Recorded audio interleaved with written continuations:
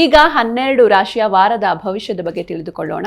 ಮೊದಲಿಗೆ ಮೇಷ ರಾಶಿಯ ವಾರದ ಭವಿಷ್ಯವನ್ನ ನೋಡೋದಾದ್ರೆ ಹೇಗಿದೆ ಗುರುಜಿ?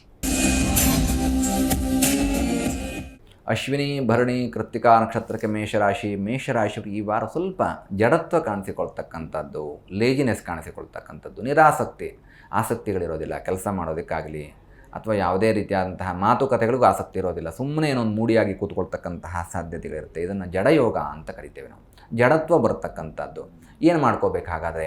ಹನುಮಾನ್ ಚಾಲೀಸ, ಹನುಮಾನ್ ಮಂತ್ರಗಳನ್ನ ಹೇಳ್ಕೊಳ್ಬೇಕು. ತುಮಸ್ಮಿನ್ ಕಾರ್ಯನಿರ್ಯೋಗೆ ಪ್ರಮಾಣಂ ಹರಿಸತ್ತಮ ಹನುಮಾನ್ ಯತ್ನಮಸ್ತಾಯ ದುಃಖಕ್ಷೇಕರೋಭವ, ದುಃಖವನ್ನೆಲ್ಲ ದೂರ ಮಾಡು ಎನ್ನುವುದಾಗಿ ಆಂಜನೇಯನ ಸ್ಮರಣೆಯನ್ನು ಮಾಡಿದರೆ ಅಸಾಧ್ಯ ಸಾಧಕ ಸ್ವಾಮಿನ್ ಅಸಾಧ್ಯಂ ತವ ಕಿಂವದ. ಮನುಷ್ಯನಿಗೆ ಜಡಯೋಗದಿಂದ ದೂರವಾಗಿ ಯಾವುದೂ ಅಸಾಧ್ಯವಲ್ಲ, ಸಾಧ್ಯವನ್ನು ಮಾಡಿಕೊಳ್ತೇನೆ ಅನ್ನೋದಕ್ಕೆ ಆಂಜನೇಯನ ಮಂತ್ರ ಬಹಳ ವಿಶೇಷವಾದಂಥದ್ದು. ಆಂಜನೇಯನ ಮಂತ್ರ ಹೇಳ್ಕೊಳ್ಳಿ, ನಿಮ್ಮ ಎಲ್ಲ ಕಷ್ಟಗಳು ದೂರವಾಗುತ್ತೆ. ಕಾರ್ಯಸಿದ್ಧಿ ಹನುಮಾನ್ ಮಂತ್ರದಿಂದ ಮೇಷರಾಶಿಯವರಿಗೆ ಜಡತ್ವ ಈ ವಾರ ದೂರವಾಗುತ್ತೆ. ವೃಷಭ ರಾಶಿಯ ವಾರದ ಭವಿಷ್ಯವನ್ನ ತಿಳಿಸಿ ಗುರುಜಿ. ಕೃತ್ತಿಕಾ, ರೋಹಿಣಿ, ಮೃಗಶಿರಾ ನಕ್ಷತ್ರಕ್ಕೆ ವೃಷಭ ರಾಶಿ ಬರುತ್ತೆ. ವೃಷಭ ರಾಶಿಯ ಅಧಿಪತಿಯಾಗಿರ್ತಕ್ಕಂಥವನು ಶುಕ್ರ. ನೋಡಿ, ಭಾಸ್ಕರ ಯೋಗ ನಿಮಗೆ ಈ ವಾರ ಇದೆ. ಭಾಸ್ಕರ ಯೋಗ ಅಂತಂದರೆ ನಿಮ್ಮ ವರ್ಚಸ್ಸು ವೃದ್ಧಿ ಆಗ್ತಕ್ಕಂಥದ್ದು, ನಿಮ್ಮ ಹೆಸರು ಸ್ಥಾನಮಾನ. ಹೇಗೆ ಭಾಸ್ಕರ ಅಂದರೆ ಸೂರ್ಯ, ಆ ಸೂರ್ಯನ ಯೋಗ ನಿಮಗಿದ್ದಂತಹ ಸಂದರ್ಭದಲ್ಲಿ ಎಲ್ಲ ರಾಶಿಗಳು ಬರುತ್ತೆ. ಈ ವಾರ ವೃಷಭ ರಾಶಿಯವರಲ್ಲಿ ಆ ಭಾಸ್ಕರ ಯೋಗ ಇದೆ. ಸೂರ್ಯನನ್ನು ನೋಡಿ ಯಾರು ಅಸೂಯೆ ಪಡೋಕ್ಕಾಗೋದಿಲ್ವೋ ಹಾಗೆ ವೃಷಭ ರಾಶಿಯವರ ಯಶಸ್ಸನ್ನು, ವರ್ಚಸ್ಸನ್ನು ನೋಡಿ ಈ ವಾರ ಯಾರೂ ಅಸೂಯೆ ಪಡೋಕ್ಕಾಗೋದಿಲ್ಲ. ಹಾಗಂತ ಅಸೂಯೆ ಪಡದೇ ಇರೋರು ಇರ್ತಾರ, ಅವರಿದ್ದೇ ಇರ್ತಾರೆ. ಅದರಿಂದ ನಿಮಗೆ ಅನಾರೋಗ್ಯಗಳು ಬರುವಂತಹ ಸಾಧ್ಯತೆಗಳಿರುತ್ತೆ. ಇದನ್ನು ನಾವು ದೃಷ್ಟಿದೋಷ ಅಂತ ಹೇಳ್ತೇವೆ. ಅಂದರೆ ತುಂಬ ಶೋಪ್ಗಳು ಬೇಡ, ಹೇಗೆ ಇದ್ದೀರೋ ಆ ರೀತಿಯಲ್ಲಿರಿ. ಉತ್ತಮವಾದಂತಹ ಕೆಲಸವನ್ನು ಮಾಡಿ ಅದು ನಿಮ್ಮ ವರ್ಚಸ್ಸನ್ನು ಹೆಚ್ಚು ವೃದ್ಧಿ ಮಾಡ್ತಾ ಹೋಗುತ್ತೆ. ನಿಮಗೆ ಸೂರ್ಯನ ಅನುಗ್ರಹ ಇದೆ. ಆದಿತ್ಯ ಹೃದಯ, ಸೂರ್ಯ ನಮಸ್ಕಾರಾದಿಗಳನ್ನು ಮಾಡ್ಕೊಳ್ಳಿ, ಉತ್ತಮವಾದಂತಹ ಫಲವನ್ನು ಕಾಣ್ತೀರಿ. ಖಂಡಿತ ಗುರುಜಿ. ಇನ್ನು ಮಿಥುನ ರಾಶಿಯ ವಾರದ ಭವಿಷ್ಯವನ್ನು ನೋಡೋದಾದ್ರೆ ಮೃಗಶಿರಾ ನಕ್ಷತ್ರ, ಪುನರ್ಸು ನಕ್ಷತ್ರ ಹಾಗೂ ಆರಿದ್ರಾ ನಕ್ಷತ್ರಕ್ಕೆ ಮಿಥುನ ರಾಶಿ ಬರುತ್ತೆ. ಮಿಥುನ ರಾಶಿಯವರಿಗೆ ಬುಧ ಯೋಗ ಅನ್ನೋದಾಗಿದೆ. ಅಂದರೆ ನಿಮ್ಮ ರಾಶಿಯ ಅಧಿಪತಿಯಾಗಿರ್ತಕ್ಕಂತಹ ಬುಧನಿಂದಲೇ ಉತ್ತಮವಾದಂತಹ ಯೋಗ.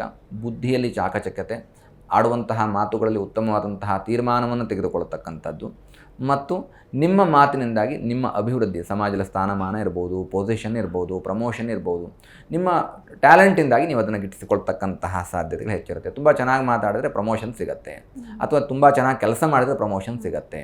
ಇದು ಎರಡೂ ಬೇಕಾಗುತ್ತೆ. ಬರೀ ಕೆಲಸ ಮಾಡಿಕೊಂಡು ವೈರತ್ವ ಕಟ್ಕೊಂಡಿದ್ದು ಪ್ರಮೋಷನ್ ಆಗೋದಿಲ್ಲ, ಮಾತಿನಲ್ಲಿ ಬೇಕು. ಇದು ನಿಮಗೆ ಬುಧ ಯೋಗ ಈ ವಾರ ಮಿಥುನ ರಾಶಿಯವರಿಗೆ ಇದು ಸೂಚನೆಯನ್ನು ಮಾಡುತ್ತೆ.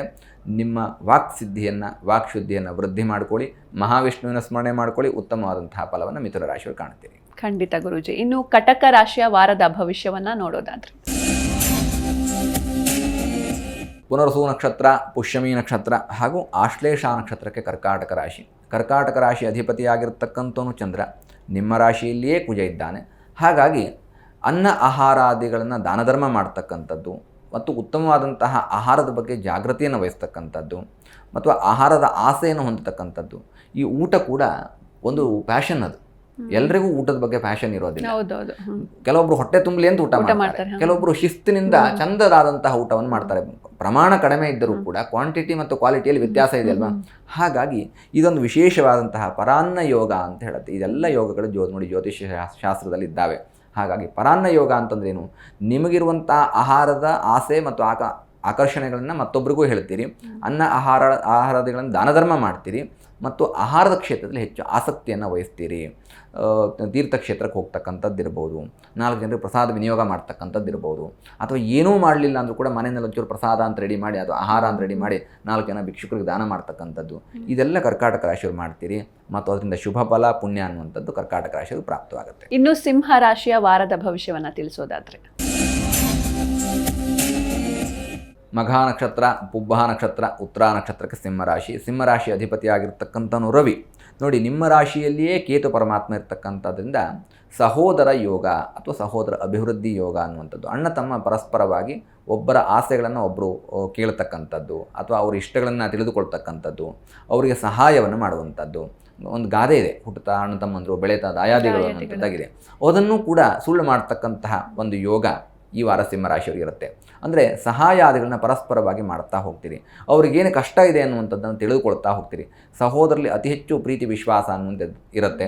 ಕೃಷ್ಣ ಬಲರಾಮರ ಹಾಗೆ ನಿಮ್ಮ ಜೀವನದಲ್ಲಿ ಅಭಿವೃದ್ಧಿಯನ್ನು ಸಿಂಹರಾಶಿಯವರು ಅಣ್ಣ ತಮ್ಮಂದಿರಿಂದ ಅಥವಾ ಅಕ್ಕ ತಂಗಿಯರಿಂದ, ಸಹೋದರ ಸಹೋದರಿ ಎರಡನ್ನೂ ತೆಗೆದುಕೊಳ್ಳಬಹುದು. ಒಟ್ಟಾರೆಯಾಗಿ ನಿಮ್ಮ ಸಿಬ್ಲಿಂಗ್ಸಿಂದ ಈ ಉತ್ತಮವಾದಂತಹ ಫಲವನ್ನು ನೀವು ಪ್ರಾಪ್ತ ಮಾಡಿಕೊಳ್ತೀರಿ.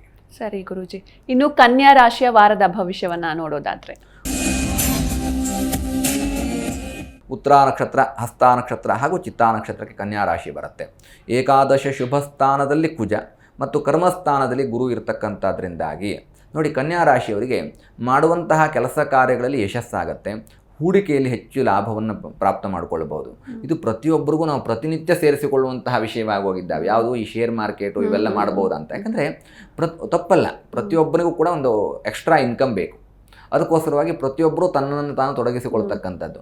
ಬಟ್ ಜ್ಯೋತಿಷ್ಯ ಯಾಕೆ ಸಹಾಯ ಮಾಡುತ್ತೆ ಅಂತಂದರೆ, ತನಗೆ ಆ ದಿನದ ಲಾಭದಲ್ಲಿ ಹೂಡಿಕೆಯಲ್ಲಿ ಒಂದು ಸ್ವಲ್ಪ ಲಾಭ ಇದೆಯಾ ಇಲ್ವಾ, ನಷ್ಟವಾಗತ್ತಾ ಇಲ್ವಾ, ಅಂದರೆ ನಷ್ಟವಾಗುವಂಥದ್ದಿದೆ ಸ್ವಲ್ಪ ದೂರ ಇರೋಣ, ಈ ರೀತಿಯಾದಂತಹ ಯೋಚನೆಗಳಿಗೆ ಇದು ಬಹಳ ಅವಶ್ಯಕ. ಕರ್ಮಸ್ಥಾನದಲ್ಲಿ ಗುರು ಮತ್ತು ಏಕಾದಶ ಲಾಭಸ್ಥಾನದಲ್ಲಿ ಕುಜ ಇರತಕ್ಕಂಥದ್ರಿಂದಾಗಿ ಕನ್ಯಾ ರಾಶಿಯವರಿಗೆ ಈ ವಾರ ಹೂಡಿಕೆಯಲ್ಲಿ ಲಾಭವಾಗುತ್ತೆ. ಶೇರ್ ಮಾರ್ಕೆಟ್ಗಳಲ್ಲಿ ನಿಯಮಿತವಾದಂತಹ ಹೂಡಿಕೆಯನ್ನು ಮಾಡಬಹುದು.